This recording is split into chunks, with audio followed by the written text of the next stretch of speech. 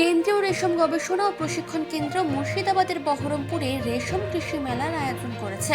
ভারত সরকারের silk board এবং বস্ত্র মন্ত্রণালয়ের অধীন পূর্ব ভারতের উল্লেখযোগ্য এই গবেষণা কেন্দ্রের আওতায় থাকা মালদা, মুর্শিদাবাদ, বীরভূম, নদিয়া সহ বিভিন্ন জেলার রেশম শিল্পী এবং চাষিদের নতুন প্রযুক্তি এবং উন্নত কৌশল সম্পর্কে জানালেন গবেষক বিজ্ঞানীরা।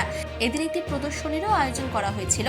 অনুষ্ঠানে উপস্থিত ছিলেন অতিরিক্ত জেলা শাসক পদমর্যাদার আধিকারিক সুকান্ত সাহা এবং বিধায়ক সুব্রত মৈত্র সহ অন্যান্যরা। চলুন দেখে নেব বিস্তারিত। এই মেলাতে এসে আমি অনেক উপকৃত।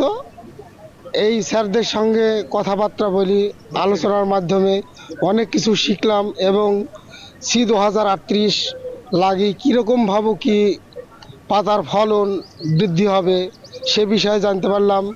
আমি একজন সিড চাষি, আমি সিড চাষ করি।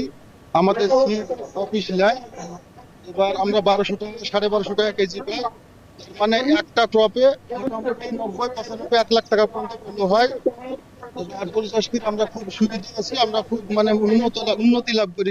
Hybrid 12 into DFC1 has been developed, evolved, and this also it gives a cocoon yield of above 65 kg yield per 100 EFLs, and now it is under popularization among the farmers. Once it is popularized, once it will be evaluated and popularized, automatically it will be released among the farmers. Raw silk production is increasing, especially compared to other states.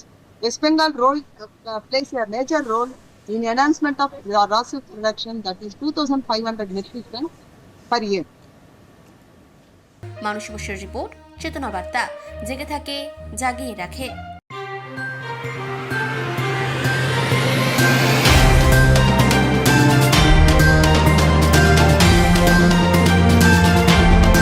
চেতনা বার্তা, জেগে থাকে, জাগিয়ে রাখে।